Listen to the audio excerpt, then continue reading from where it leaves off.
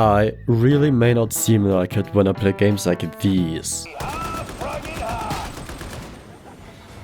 But I really like cozy games, and well, I've recently gotten obsessed with one that is still in early access.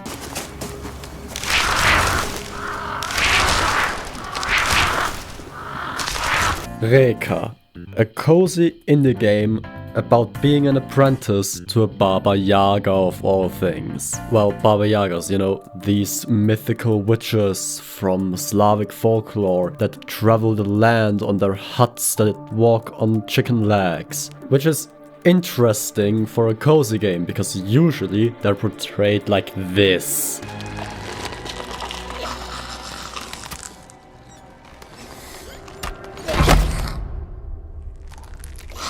I actually met a Baba Yaga once. Well, quite a while ago actually. She cursed my eyeliner to always smudge after calling me too shiny. Yeah, Jay still hasn't let me live that down. To be fair, you were sparkling like a twilight vampire at a rave. The story follows the girl Reka on her story of becoming a Baba Yaga and learning the magic of the land. And I can see this becoming a lovely and absolutely amazing coming of age story, with you learning the magic, maybe even providing curses to people depending on your choices that you previously made in the game. And I could see the end of the story being Reka traveling as a new Baba Yaga after your mentor may die or sacrifice her energy to give you hers or something like this. I'm not too accustomed with the Baba Yaga myth for this to make sense. Actually, thinking of it, I had something similar once. Just it involved more blood rituals and betrayal and ended in a crown made of regret. Ah, the good times. Good times. As I said, Reka focuses on the housewifing aspects of gaming, which means building, cooking, crafting, farming and organizing. The game immediately throws you a text box of story before yeeting you into a lovely character editor that I quite enjoy. It doesn't have a lot of options as you find clothes while playing, yet I still spent an hour making my Baba Yaga. Listen, if I don't look ethereal while foraging for cabbage, what's the point of immortality? The world feels grand from the get-go and lets you explore it freely. The graphics of the game make it feel like a fairy tale and dreamy, and I love that art style. It fits the game extremely well. Honestly, it's what my dreams would look like if I wasn't plagued by the wails of the goddamn damned every night.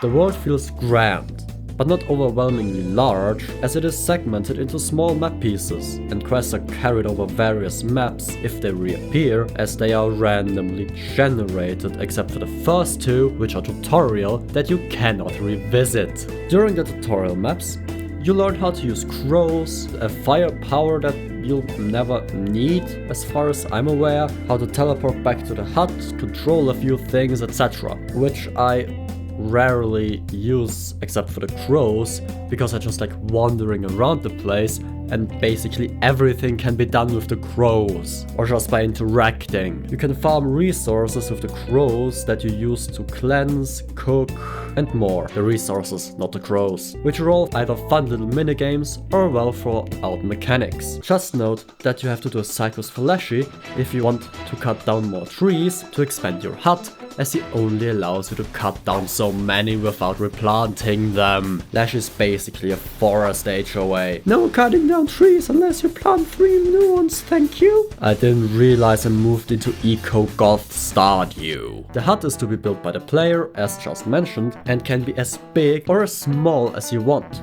I love the way everything slots together, even if the roof snapping on wall tiles and the roof itself is really weird and I had to replace the roof with stairs. But who needs perfection when you can have a vibe? It's a cursed forest house walking onto chicken legs, not a suburban duplex. Baba Yaga will always sit in her chair, and you can restart building by talking to her. Yeah, I think the huts should look rather messy than be a clean looking house that's held together by wishes and prayers. Overall, the game is absolutely amazing, and despite it only being early access, it still feels like a full game with hours upon hours upon hours of content that is so amazing that you don't even need to follow the story to enjoy it. And I did not wish to stop playing. I think I just found my personal game of the year. Cozy, cursed, and full of weird forest magic. It's like they made it just for me, and I didn't even need to sign a pact, so I'm not complaining. If you made it to the end of the video here, leave a like. Can't have been that off, right, if you decided to stick around this long. Subscribe if you decided to watch more and more of my videos. Check out a review I got to do with Green Boy in my format Older Gold about a game about dragons, which is Battles of Giants. Dragons, or watch my latest video here if you want to see that. But that's all the time I have for now. And with that, ciao neto ciao kuro. Reka, I have to sneeze. Folklore.